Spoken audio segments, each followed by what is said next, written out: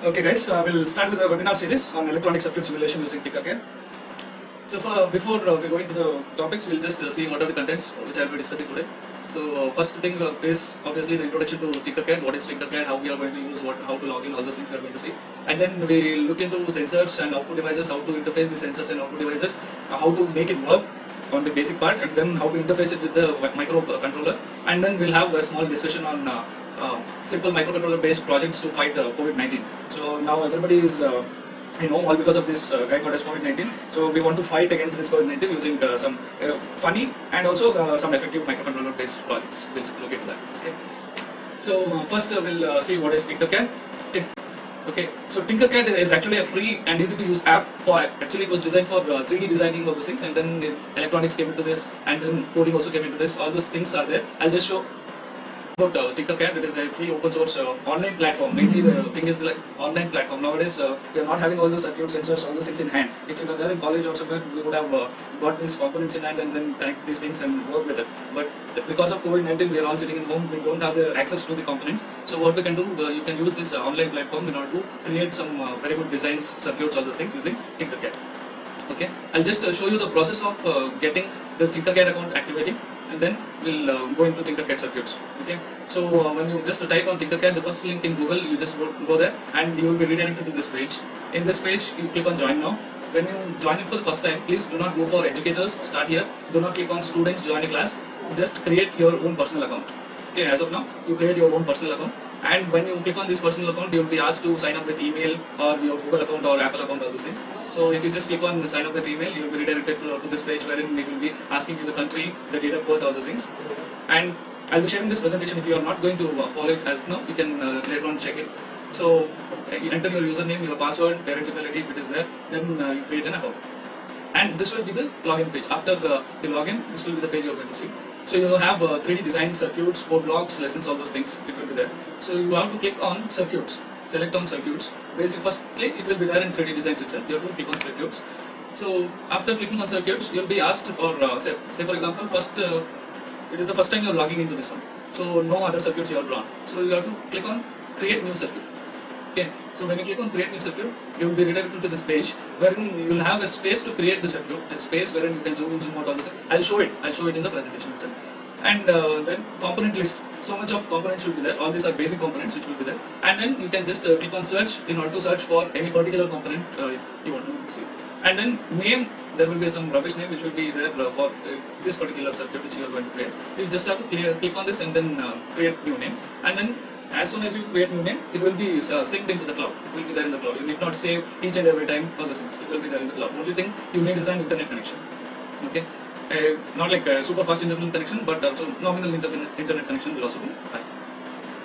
Okay, so this is one of the small circuit which I had created for my first year students in order to understand the working of the diode. There in VTU there is one for basic electronics. There is an experiment saying turn switch on or off an LED using the forward or reverse bias characteristics using battery cell.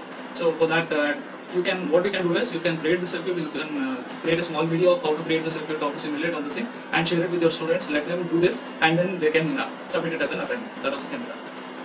Okay. So before I go into the sensor part, I'll just show how to create a small circuit. So this is the Tinkercad account. The name, all those things, username, everything it is going to show. I hope everybody is seeing the screen.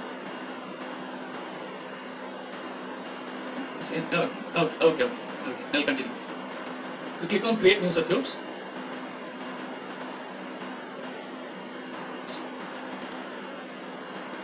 Sorry.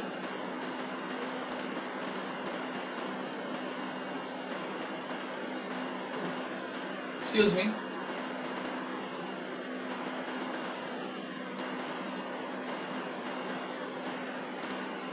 Madam? Hello?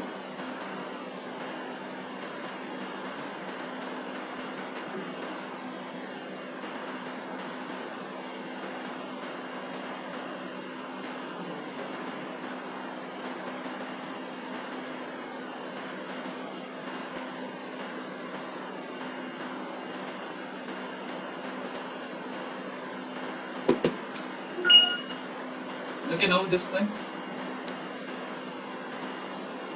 Tinkercad. page. No, no problem. Okay. So what you can do is you can just type in your name or which circuit you are going to do. So basically, to start with, I'll go and take the battery. So what you can do is you can, rotating this thing, rotating this battery. You can use R. You can just click on R, and then we'll take an LED. I'll show you what will happen if I just directly connect this 9-volt battery to the LED. It should burn, right? That is what we have learned. Why it will burn? Because there is no resistance. I'll just show the simulation of how this LED is going to be burned. Negative will be connected to the negative terminal, and then positive will be connected to the positive terminal. And then you can just start the simulation. As soon as you start this simulation, it is going to show like this. Okay, this symbol is for the LED will be burned. Okay, so in order to make this LED work properly, what you have to do, you have to use a resistor. Take this resistor, rotate it like this, and then you connect the resistor to the anode. And then the resistor, when you click on this resistor, the resistance is actually 1 kilo ohms. You start this simulation. When you start the simulation, you will see the brightness of this LED. Okay, you please observe the brightness. If you just change this one to 350 ohms, the brightness is little more. When you increase this one to 3500, the brightness will decrease. And this is how you can just explain it to the students how it is going to vary. And when you decrease it to 35 ohms is not at all enough. So what will happen? The LED will be burned. And when you just hover your mouse over this LED, you will get to see this one. So it says current through the LED is 163 milliamperes, while the absolute maximum current is 20 milliamps. The LED absolute maximum current is 20 milliamps. We are getting it as 163 milliamps. So in order to calculate what will be the resistance value for an LED, you can just use the formula V in minus V forward divided by maximum current. So here V in is 9 volt and the forward voltage is 2 volts. 9 minus 2 is 7 divided by 20 milliamps, it will be 350. Okay? So 350 ohms will be the proper. So if you just decrease it to 300 or something, you are going to get this accelerometry mark. If you just hover on it, you will get to see current through the LED is 22.9 milliamps, while the recommended maximum current is 20 milliamperes. Okay, so you can understand that you are giving little more current than the maximum current which is allowed for this LED. So the lifetime of the LED will be vary. Okay, so what you can do, you can just write 350 and then start the simulation. I hope everybody has understood how to do this circuit connection of those things, and it is not like you have to go for the straight line itself. You can just click here and then go like this. So properly looking connection you can do. It will not be like this itself. Okay, that can be done. And then here the basic components will be there. Normally it will be there in the basic components itself. So basic components, the push button, potentiometer, switch, all those things we are going to see. Okay, and then if you want to see all the components which are there in Tinkercad, you can use this kind of representation wherein it is going to say what this guy is going to do. Okay, about the capacitor, polarized capacitor, all those things, everything will be there. And if you want to see it like normally the components itself, you can just click like this. Okay, and then say for example, if you are going to send this particular thing to the students. Okay, if this link is sent to the students, what you can do is you can just click on these comments. You can write this is the battery. Okay, and this one is the LED. You can just write it like that. And the resistance, you can write the formula for calculating the resistance. All those things you can write. Okay, and after writing these things, you can just click on minus symbol to remove it, and then click on this one to bring it back. Okay. I hope this thing is clear, and then you have to just write your name or circuit name, all those things. You need not save. Okay, directly you can keep it like this itself. Okay, and when you come back to the main page of the Tinkercad circuits, I'll show you how to share this project which we have done. Okay, so this is the main page, and this was the circuit which we have done just now.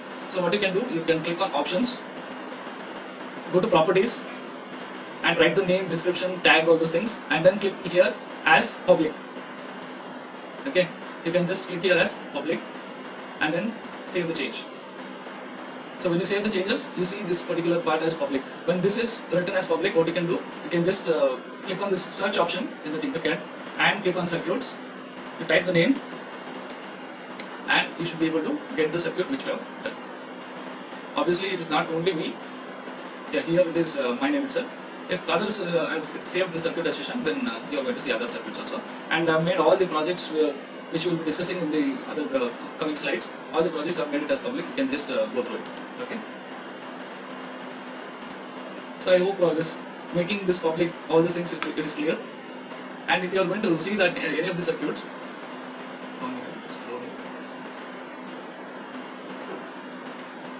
if you see any of these circuits, you can just click on tinker this in order to manipulate this particular circuit, or what you can do is you can just take this shareable link and share it to your friends. Okay, so this link, if I just copy and paste it in the comment section, so everybody can see this.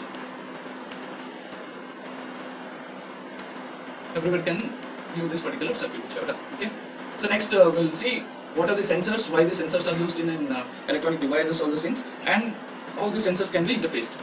Okay, so sensor is a device which provides usable output. Okay, from the environment it is going to give you some usable output. So it is also a transducer.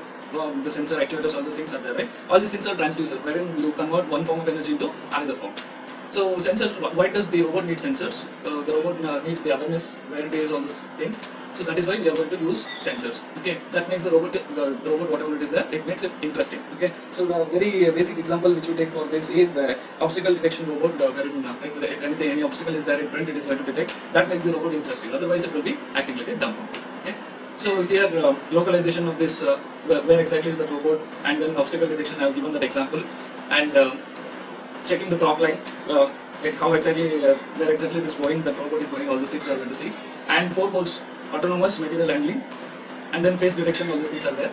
So now, whenever you are going to choose the sensors, there will be 3 factors. Okay, one is environmental factor, economic factor, and then sensor characteristics. Okay, depending upon these things, you are going to choose what kind of sensor you are going to use for that particular application. So now in sensors, you are going to have 2 different types. One is passive as well as active. Active sensor, what it is going to do is, it will send some signal into the environment and measure the interaction of the signal. Okay, send some signal into the environment, and then whatever it is going to get back the signal, right, that it is going to sense and give you the result. So here the examples are radar and sonar.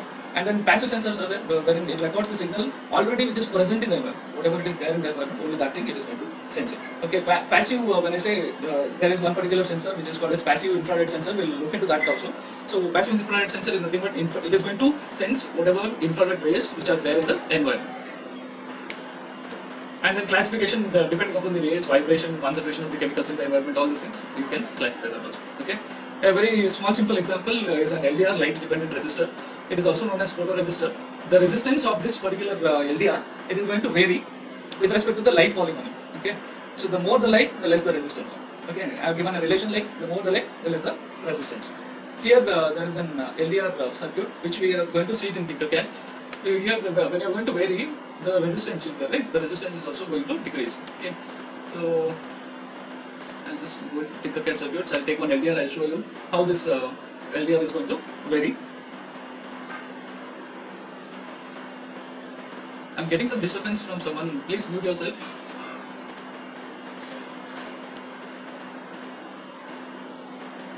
Okay. So what you can do is you can just create the circuits, or another thing is like basic starters will be there. So you can just see those starters also and try to analyze these circuits, how it is going to work. Okay. So already this particular circuit is already done. What I am going to do is I'll just go to the basic components, and then I'll take a multimeter. I'll convert it into resistance. Okay. And then the negative and positive thing, I'll just connect it here and start the simulation. Okay. So here the LDR resistance when it is dark. Okay. When it is going to, sorry, just take this photoresistor, and then I'm going to connect it and just connect it to resistance. What is happening here? The terminals are there, right? 2 terminals will be there. You are going to just connect it and start the simulation. So when it is dark, it is going to show large resistance. Okay, and then as soon as you increase this brightness, okay, the light will be there, right? When the light is incident on it, when the brightness is more, what will happen? It is going to reduce the resistance. Okay, so you can use this one in order to say, for example, there is one small project wherein using this LDR, you are going to turn on or off an LED, the street light monitoring, all those things you can do it. Okay, and then about this LDR, and after seeing this LDR, we'll see into temperature sensor. So this temperature sensor, you are going to have LM35 is the temperature sensor. It is going to give you the output voltage which is proportional to the degree Celsius. Output voltage which is proportional to the Celsius temperature. Okay, the output voltage will be varying in 0.1 volts per degree. It is going to vary like that. And we have another temperature sensor which is BHT11. Normally we use it for Arduino projects. It is going to check both temperature as well as humidity values, and all these specifications are given. You can just check it in the PPT. Okay, so now using the temperature sensor, you can just check the values. Okay, here I have taken -40 and 27 degree, and then another one is 125 degree. Okay, it can vary from -40 to 125. The temperature sensor which is there in Tinkercad, it can actually sense the values from -40 to 125 degrees. When it is 125 degrees centigrade, the voltage value which you are going to see is 1.75 volts, and then when it is 27 room temperature, it will be 779 millivolts, and when it is -40, 99 millivolts will be there. Okay, that is how you can just understand how it is going to give the output voltage which is proportional to the degree Celsius. Okay, as soon as you increase this value, it is going to give you the increased value in voltage. When the temperature increases, it is going to increase. Okay. So another sensor which I'm going to say is a tilt sensor. See, these tilt sensors you can use it for application wherein when the particular product is flat, it will be open circuited, and then when it is tilted, it will be short circuited, and you are going to get any notification regarding the short circuit. Okay, that means the product is tilted. So when it is tilt, when this is straight, what will happen? You are going to get mega ohm resistance. Okay, this particular object that is there, SW200D. Okay, it is a tilt sensor which is there in Tinkercad. You can just connect these things and to the resistance mode. In the resistance mode, you are going to check.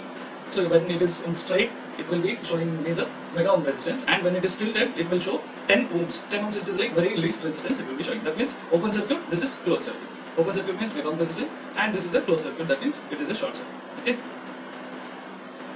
Next, we'll see this PIR sensor. I'll just explain all these sensors, and then we'll go into the application, how we can use these sensors in order to create the projects for COVID-19, in order to fight COVID-19. So PIR sensor, it is actually passive infrared sensor. We have seen about sensors, right? So in that, when I talk about the passive, it is going to just get the signals which are there already there in the environment. It is going to sense the signals which are there in the environment. Okay. So passive infrared PIR sensor is an electronic sensor that measures the infrared light radiating from the object, which is there in this field of view. In this particular field of view, if any object is moving, then it is going to sense. Okay. So delay time can be adjustable to 0.3 to 5 minutes. Till 5 minutes, you can sense all those things. Actually, in the simulation which we are going to do, we don't have the access to this delay time adjustment as well as distance adjustment.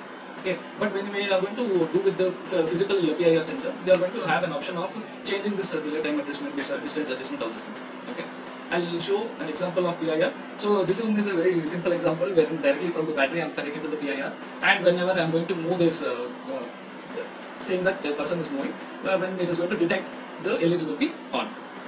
Okay. So you can just see the circuit diagram here also. You have connected an LED and to a resistor it is connected, and then another simple connection of PIR and making it smart. So whenever this PIR signal is high, you are going to make this LED high, or else you are going to make this LED low. Okay, I'll show you how this programming is also done once we finish this sensors part. Okay, and we have next thing is ultrasonic sensor. Ultrasonic sensor, normally we use it to determine the distance from the object. Okay, so it works in the principle of bats.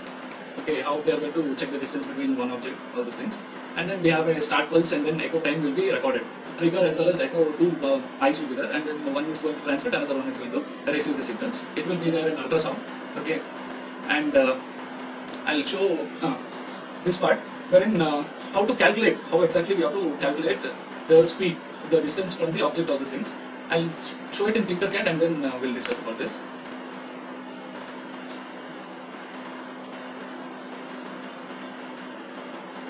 I hope everybody is listening.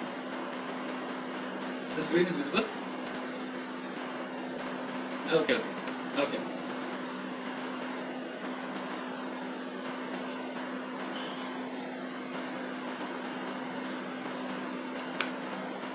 Okay. So we'll take an example of this ultrasonic sensor and an LED.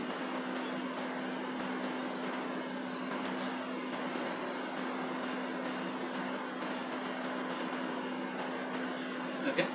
So this ultrasonic sensor, it has got VCC, trigger, echo as well as ground. So trigger and echo are the main pins which we are going to use it for checking the distance. So trigger, it is going to trigger the signal, and then echo, it is going to receive the signal. So in the code part, what we are going to do is we are going to set echo pin and trigger pin.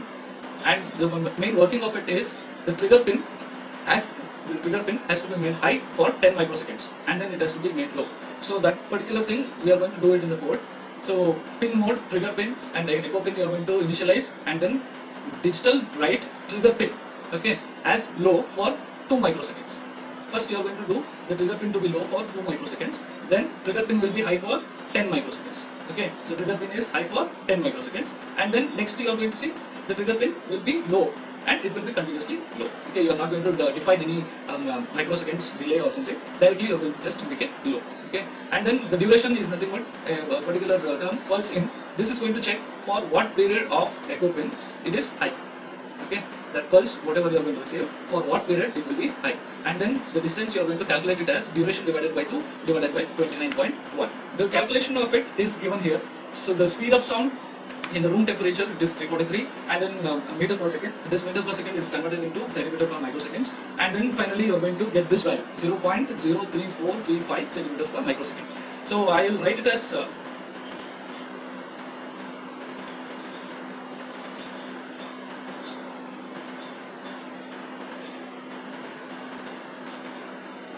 okay. I've joined. Hello. Hello. Yeah. Okay. Yeah, sure.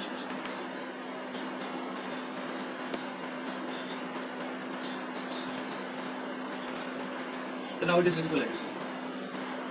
Okay. So distance you are going to calculate it as duration divided by 2 and then divided by 29.1. How exactly we got 29.1 is nothing but 0.0345 is equal to 1 divided by 29.1. So the distance is calculated as transmitted as well as received. So we are going to just take only the received signal. That is because we are going to write it as x divided by 2. Okay, that is how we are going to write it as duration divided by 2 divided by 29.1. That is going to give you the values in centimeter. Okay, the values will be there in centimeter. And then I have put one small condition saying that if distance is less than 70, then we'll make the LED pin high. If it is more than 70, it will be low. All this kind of things we are written, and we'll just simulate it. When you give it for simulation, you can vary these values. Okay, you can vary these values from this part. Okay, it is available. The range also it is going to say it like till 300 centimeter it can sense, and the maximum sensing range is minimum sensing range is 33 centimeter. 33 centimeter to 300 around 300 centimeter it can sense properly. Okay, this is the viewing angle. All those things you can check it here. So if you check here, if the distance is less than 70, the LED will be on, and if it is more than 70, obviously the LED goes off. Okay, I hope this simulation part of ultrasonic sensor is clear. Okay, so we'll just take another PIR sensor and we'll try to connect that PIR sensor and do the coding using blocks. Okay, now we are written the code. Instead of writing the code, we can just using the graphical representation, we can just code it. I'll create a new circuit.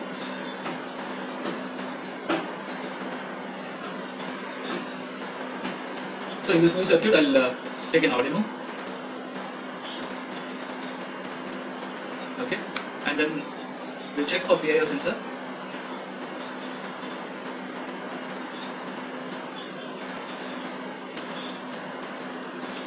We'll take this PIR sensor, and then it has three different terminals. One is signal, another one is power, and ground. Obviously, the power as well as ground has to be connected to the 5 volt.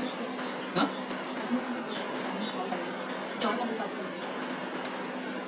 And then the ground will be connected to ground, and the signal will be connected to, say for example, this is the second number. Okay.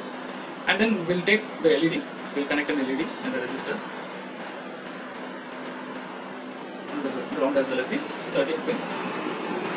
So the ground pin and then the 13th pin we are going to connect it to the LED, and we'll just try to do the code using blocks. Okay. So when you click on code, basically it will be there in blocks itself. Okay. It will be there in blocks itself. So what you can do, just first main thing it will be as set the LED high, set the LED low. This brilliant LED is connected to 13, right? That LED will be high and low. All those things will be there. You just click and drag it to the dustbin. Okay, you put it into trash. Okay. So now you please see from the PIR we are going to get the input, right? So you click on input and read the digital pin or read analog pin. We are going to read the digital pin. All these things are digital pins. Okay. I'll explain about Arduino for those who are not aware about Arduino, what are digital pins, analog pins, all those things in the coming slides. Okay. So you just click on read digital pin. So this digital pin is connected to pin number 2. Okay, you are going to read the value of the digital pin, and then if digital pin is high, then you are going to make this LED glow. If digital pin is low, then you are going to make the LED off. Okay. So if condition is there, right? So in order to do the if condition, you have to go for control path. So in this, you take the if condition. So if, then, and then else statements are there. Okay. What you need to do, we have to check whether it is equal to 1 or greater than 1 or any arithmetic, all those things. So we have to click into math. We have all these different things. Okay, so the thing which we are very much interested in is 1 is lesser than or greater than or equal to all those things. Okay, so I'll just take it and put it here, and instead of 1 in this place, we have to write this. Okay, so now you can just see clearly, if digital pin, read of digital pin is equal to 1, then what you have to do? Then you have to go for output. LED is an output device, so you are going to make 13th pin to be high, and then else what you are going to do? You are going to make 13th pin to be low. After making the 13th pin as high, I want it to be on for 1 second or 2 seconds or something. Okay, so in that control we have wait. Wait is nothing but it is going to add a delay. Okay, so 1 second or 2 second or 5 second, I will just write it as 5 second, and then we'll try to simulate it. So when you run the simulation, just click on code so that these things will be run. You just click here. So when the PIR is going to send something, the LED will be high, and then it will wait for 5 seconds. After 5 seconds, it will go low. Okay, so the resistance given here. The resistance I have given here is 1 kilo ohm. Instead of 1 kilo ohm, if I put it as 350, sorry, not 350, it will be 150. So you can see the brightness of the LED. You can even change the color of the LED by just selecting the colors of blue, white, all those things, and then start the simulation. When you are going to see sense any movement, it will be on for next 5 seconds. After 5 seconds, what will happen? It will slowly increase. Okay, the brightness will be going to go low. And now we have understood how this PIR sensor works, and how to connect it to Arduino, and how to do this code blocks. Okay, using blocks, how we are going to code. And after this, say for example, this part we may not require, then you can just put it into trash. Okay. So another thing, you can just see the text of it also. Okay, and then in the next example, I'll just to show you how can you check the text of it. Okay.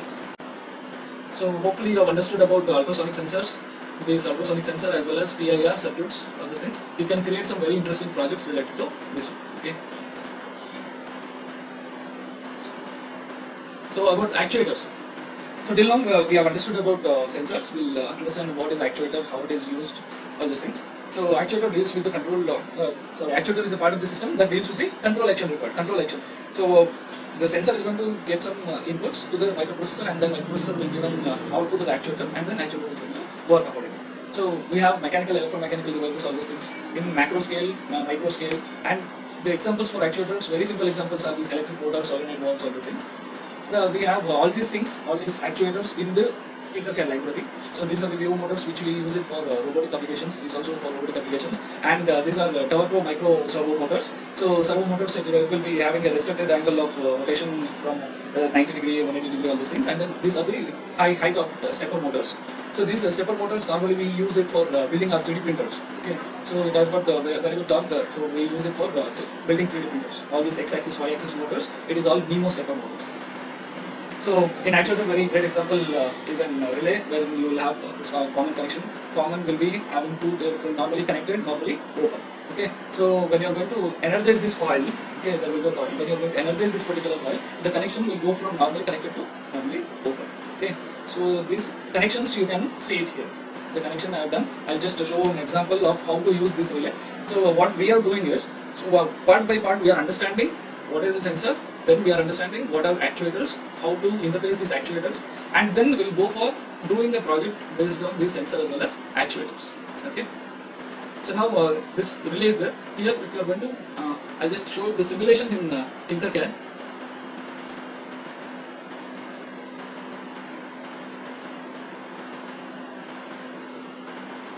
So if you have good internet speed, then it will be fast. That's it. It all depends upon the internet.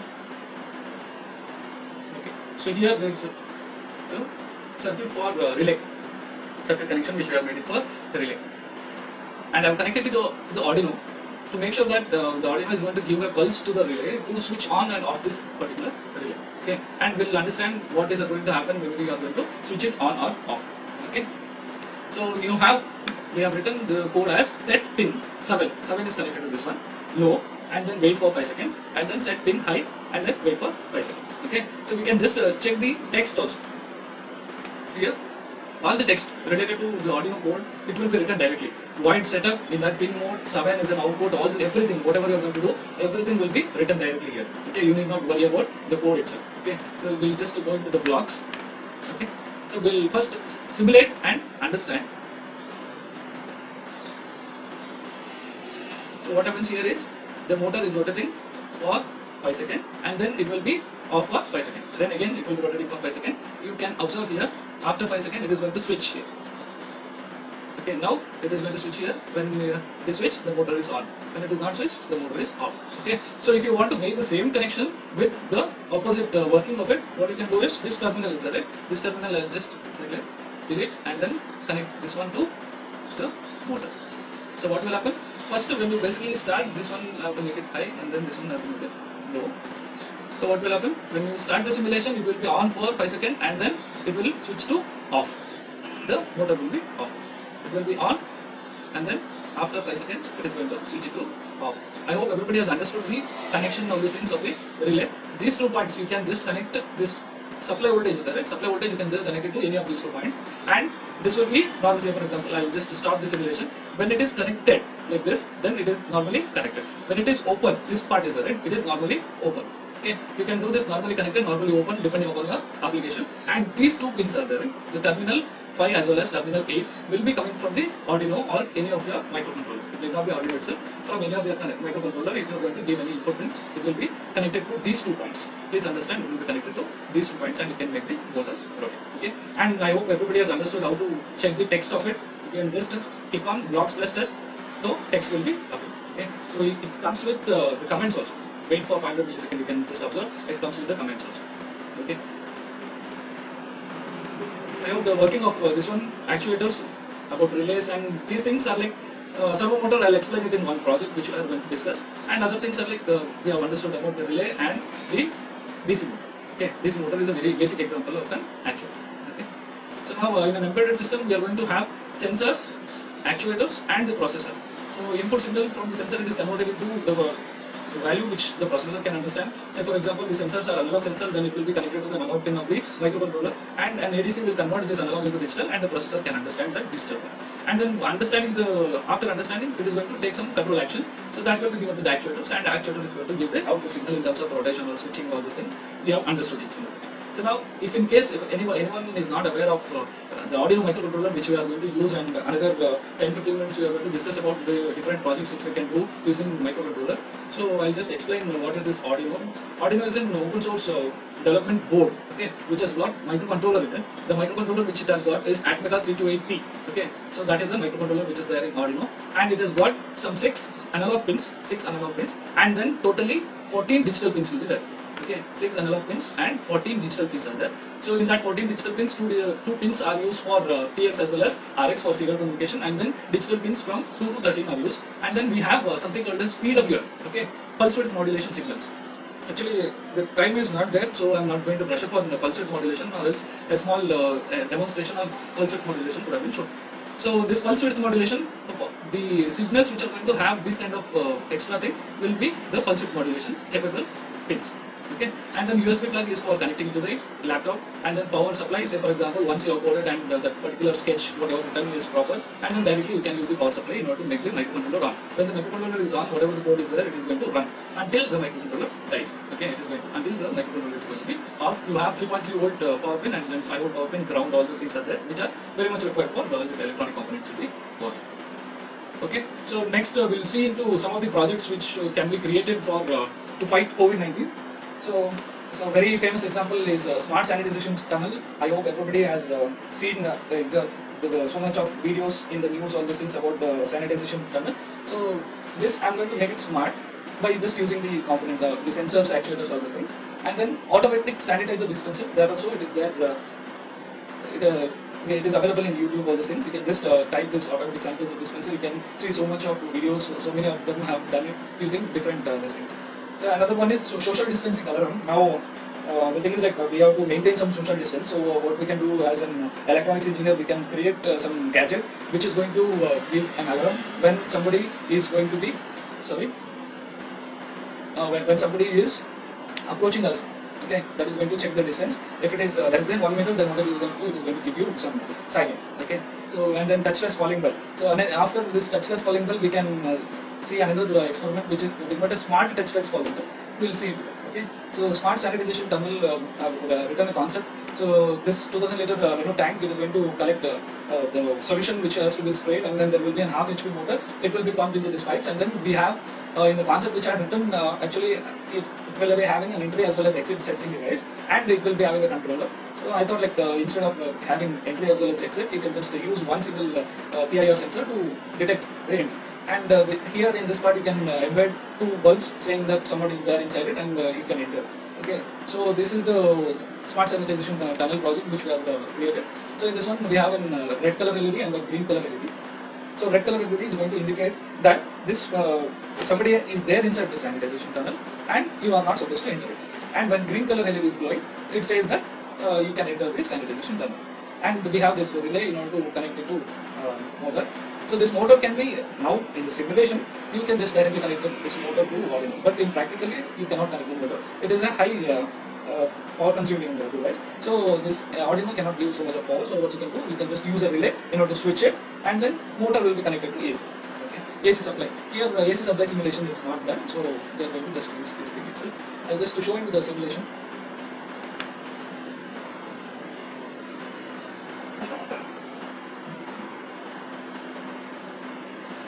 Okay, smart touchless falling bell, smart sanitization done.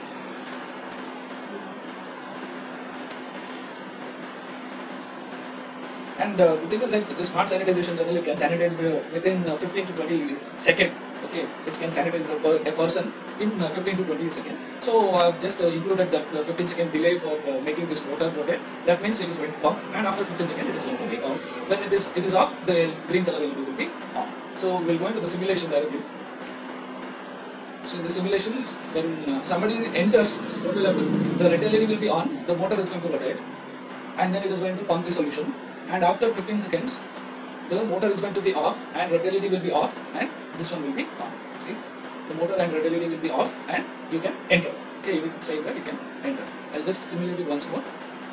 Now, since green LED is on, it says that we can enter the tunnel. When somebody enters the tunnel, the red LED will be on, and the motor is going to spray, and then the green LED will be off.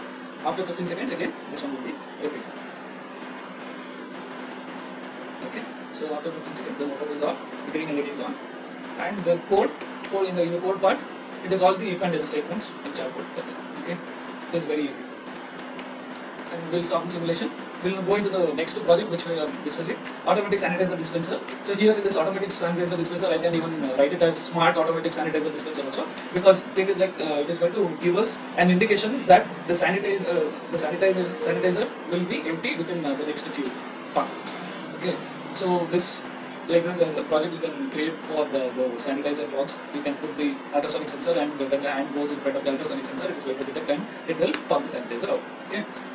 So we go into that project. We'll see the simulation about that project.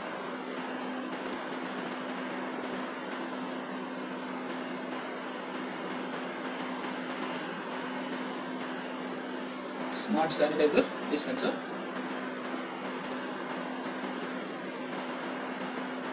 If you just not include this LED, which is going to tell you that the sanitizer will be out in few more pumps, so you can just write it as automatic sanitizer dispenser. If you are making this LED indication also, then you can go for smart automatic sanitizer dispenser. So what will happen when if it is less than this one, then automatically it is going to start working. And then if it is more than certain condition, so here I have put it as 50. Okay. If it is less than 50, then it is going to pump, or else it will be not pump. So when I go less than 50, the motor is going to pump. Okay, and the LED indication is there. This indication is because I have included in the code saying that count will be incremented. So when this count is incremented more than 3, when this particular count is more than 3, say for example, I have a sanitizer bottle. After 3 pumps of the sanitizer bottle, the sanitizer will be empty. Okay, it is not actually 3 pumps, it will come up to 50 or 60 pumps. I cannot show the simulation for 50 or 60, so I have kept it as 3 itself. So after some 45 or 50 pumps of it, you should get an indication that the sanitizer will be empty. So you can develop this smart application wherein automatically after 50 pumps, the Alexa will place an order in Amazon, okay, for the sanitizer.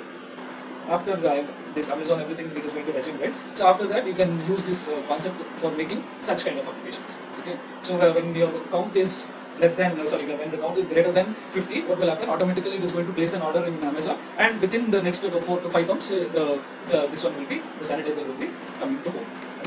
Okay, so those kind of application you can create. I hope everybody has understood about this sanitizer placements. So next we'll see social distancing alarm. I hope everybody has understood about the social distancing alarm. It is very easy and funny project. What we can do is we can embed this project inside your backpack. Say for example, you are going standing in a queue for buying ration or something. You wear that particular backpack. That backpack will be having this ultrasonic sensor and then siren. When if somebody behind you comes closer to you within this 100 centimeter or 1 meter of distance, which everybody has said like 1 meter we have to maintain the distance for social distancing. So if it comes below that, then what we are going to do? We are going to get an alarm. Okay, so I'll just show this social distancing alarm.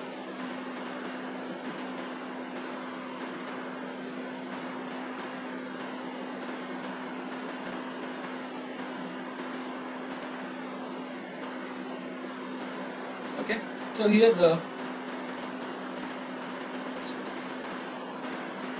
ultrasonic sensor we have already used, right? Okay, so a very similar code I have written for this one, and we have connected the 13 pin number to LED. The same code we have written, and then we have connected another buzzer, saying that when somebody is going to come near to you, it is going to buzz. Okay. The distance is less than 100. That is why it is buzzing. So if the distance is more than 100, the buzzer will not be on. Okay. If the distance is less than 100. I hope everybody can listen, or we can just read the simulation that it has got these lines coming. So that means the speaker is working and even the light is also on. Okay, that is about the social distancing alarm. I hope it is a funny as well as interesting project for you can implement this one and you can bring it to market also. And after this social distancing alarm, we are going to see about touchless calling bell. There are two versions of this touchless calling bell. You can just use an ultrasonic sensor to make an equation saying you have to come near to that, and then the calling bell will be on. And if that particular guy is standing in front of the ultrasonic sensor for continuously for 5 minutes, this buzzer will be continuously on. So in order to avoid that, what you can do is you can just use a PIR sensor. When PIR sensor senses a movement in front of the bell, it is going to give you a buzzer. I hope I did not show the simulation of it because it is very easy to understand and you can do it. And another very smart application of touchless calling bell is smart touchless calling bell. Here we have some conditions where you are going to have this ultrasonic sensor and then a temperature sensor. Okay, this is very important. So in this touchless calling bell, smart touchless calling bell, what you are going to do is you are going to keep some component outside your door, and somebody comes and stands in front of it. So it is going to detect first, and then it will check the temperature of that person. And if the temperature of that person is more than 110 degrees Celsius, then it says potentially infected visitor at home at the door, and then it is going to give you a LED blinking indication from inside of your room. Okay, and then if it is green, then you can open. When it will be green if the temperature is less. Okay, if the temperature is more, then what will happen? It is going to give you a red indication, and then the buzzer can be on. So I'll just show that simulation, which is very interesting. Just click on this one, smart touchless calling bell. So we have used almost all the actuators as well as this one sensors which we have seen, ultrasonic sensor, temperature sensor, all these things. And when we take this ultrasonic sensor, it is a digital sensor. So we connect the signal to the digital pin. And when we take this temperature sensor has 3 terminals: power, Vout as well as ground. Vout and ground we are going to connect it to the supply as well as ground. And then this Vout is the name. Vout we are going to connect it to the analog pin. I have said, right, totally 6 analog pins will be there. So inside this microcontroller, it has the capability of understanding the analog signal. That means it has got built-in analog to digital converter, which is going to convert this analog signal and to digital, and this microcontroller can understand. Okay. So the coding I have done it in this one, graphical coding. You can just see this one. If read of ultrasonic distance, and it is a trigger pin in this ultrasonic also. I'll just show you this. When I type ultrasonic, you have 2 different types here. So one is 3-pin ultrasonic sensor, another one is 4-pin ultrasonic sensor. Normally in the market which is available is 4-pin ultrasonic sensor, which is named as HCSR04. HCSR04. Okay. So this one is actually for simulation. They have used it as 3-pin ultrasonic sensor, and in this one, in this project, I have used a 3-pin ultrasonic sensor. I'll write this one. See here, the distance, and the trigger pin is 2 and echo pin is also same. When I write it as echo pin as same, that means it is a 3-pin ultrasonic sensor. When I write the echo pin to be in some other number, then it is a 4-pin ultrasonic sensor. And you are going to measure the units in centimeters. Okay, so this particular code will embed all the 10 or 15 lines of code which I have explained for the working of ultrasonic sensor. And if it is less than 100 centimeter, that means 1 meter, then another if condition I am going to put. In that if condition, I will read the temperature sensor value from A0 in degrees Celsius if it is greater than 110. If somebody is coming and standing in front of your door, and if it is less than 100 centimeter, then it will check the value of the analog sensor. If it is greater than 110. So next, it is going to repeat 10 times. If it is greater than 110, that means the potentially affected portion is there at your doorstep. That means what you have to do, you have to set pin number 8 as low, pin number 5 as high, and place speaker in 300 hertz. You are going to make it low, and then you have to wait for some time and then low. You have to make it high, you have to make it low. Okay, that you are going to repeat it for 10 times. This repeat if all those things will be there in the control. See here, the repeat while, the repeat 10 times, all those things are there in the control. Then the next code you are going to do, if the temperature is less than 110, what you have to do, you have to set pin 8 as high. Pin 8 is the green LED, it will be high. Place speaker as 120. The tone I am going to write it as 120. That means you must, say for example, if you are the owner of that particular house, you must be able to understand between a potentially affected as well as a normal person tone. Okay, so this is called a normal person tone. If in case nobody is there in front, which is greater than 100, what will happen? Obviously, this all the things will be that the speaker, the other two LEDs, everything will be off. Okay, so that is about the code in the blocks. I have written it as a block. So you can even see the text also. The text. See, so much of text is already written. Long read, ultrasonic distance, ultrasonic how you are going to calculate the values, everything, it is already written in this code. Okay, you can just what you can do after, say for example, after this COVID-19 finishes, you go back to your college and you have the access of microcontroller, sensor, all those things. You can just directly copy this code and then run it. Okay, it should run exactly like we see it here. Okay, so I'll just show the simulation. We'll start with the simulation.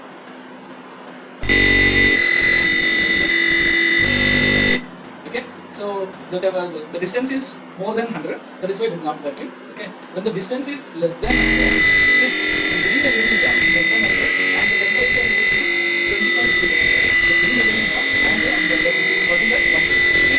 The code is given at 120, and then this is low, and temperature I'm going to increase. The LED is on, the LED is blinking, and the other is on. I hope the working of this one is clear. About the temperature.